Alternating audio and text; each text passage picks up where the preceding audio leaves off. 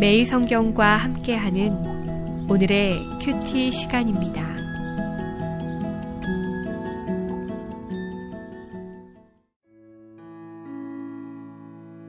(3월 1일) 오늘의 말씀은 마태복음 14장 22절에서 36절까지의 말씀입니다.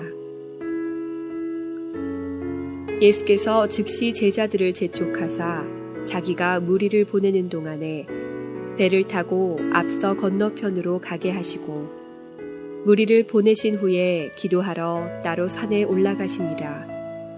저물매 거기 혼자 계시더니 배가 이미 육지에서 술이나 떠나서 바람이 거스름으로 물결로 말미암아 고난을 당하더라. 밤 사경에 예수께서 바다 위로 걸어서 제자들에게 오시니 제자들이 그가 바다 위로 걸어오심을 보고 놀라 유령이라 하며 무서워하여 소리 지르거늘 예수께서 즉시 이르시되 안심하라 나니 두려워하지 말라.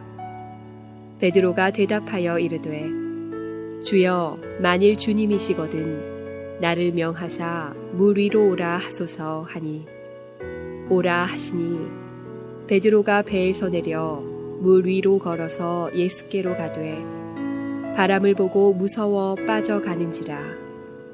소리질러 이르되 주여 나를 구원하소서 하니 예수께서 즉시 손을 내밀어 그를 붙잡으시며 이르시되 믿음이 작은 자여 왜 의심하였느냐 하시고 배에 함께 오르매 바람이 그치는지라.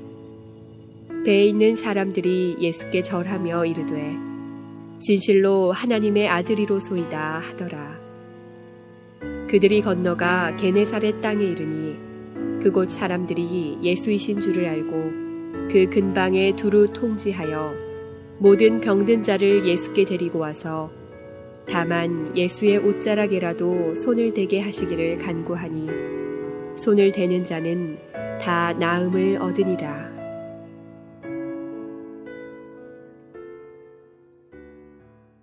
(3월 1일) 토요일입니다.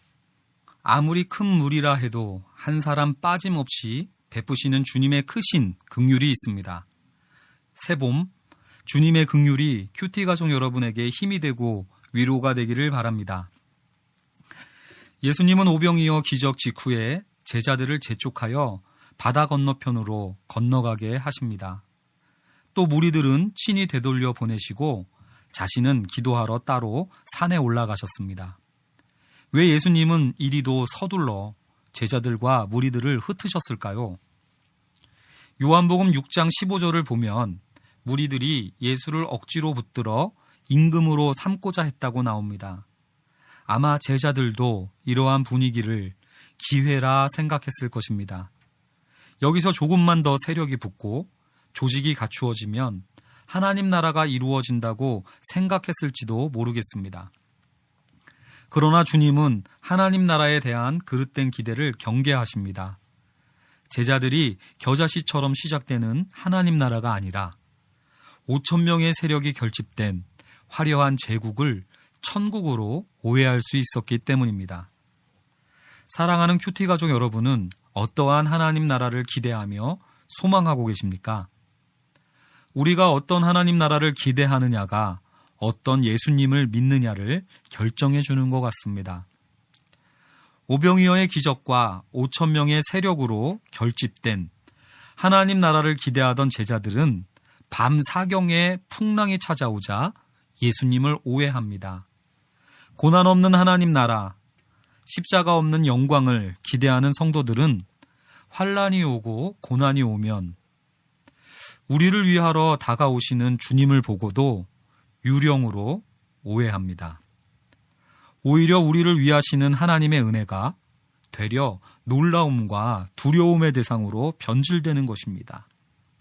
혹시 고난과 풍랑이 다가오기만 해도 주님을 바라보지 못하고 늘 놀라고 두려워하고 있는 것은 아닙니까? 고난의 풍랑 앞에서 주님을 유령처럼 헛개비로 생각하며 두려움으로 공허한 소리를 지르고 있는 것은 아닌지요. 주님은 왜 제자들을 이러한 풍랑 속으로 보내셨을까요? 저는 제자들의 관점을 바꾸기 위한 주님의 훈련이었다고 생각합니다. 오병이어의 기적의 능력을 보고 5천 명의 세력들이 모여들자 그들은 하나님 나라를 체감했을 것입니다. 그래서 이제 우리의 힘이 조금만 더 모이면 이것만 가지면 얼마든지 하나님 나라를 누릴 수 있다고 생각했는지 모릅니다. 그렇습니다.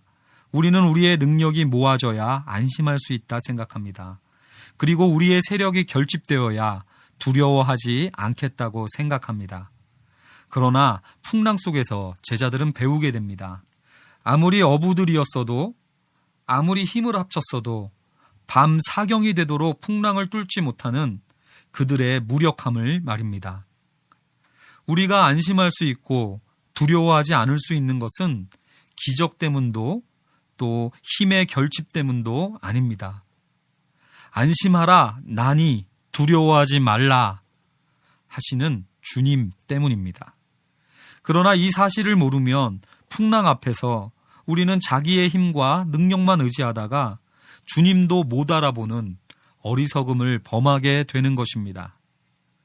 그러나 우리는 또 믿음이라는 종교적 용어를 나의 능력으로 오해해버립니다. 그래서 주님 때문에 안심하고 두려움을 이기는 것이 아니라 내 믿음 때문에 안심하고 두려움도 이기는 것으로 오해합니다. 베드로는 다른 제자들과 다른 믿음을 보여주었습니다. 그는 풍랑 속에서 무리를 걸어 예수님께로 걸어가는 남다름을 보여줍니다.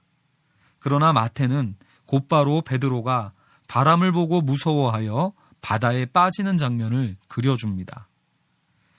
주님이 밤 사경까지 제자들을 풍랑 속에 있게 한 것은 자기 힘과 믿음의 자금과 연약함과 한계를 배우게 하시기 위함인 것이었습니다. 하나님 나라는 우리의 힘이나 능력, 세력과 숫자, 믿음의 세기로 보태져야 하는 것이 아닙니다.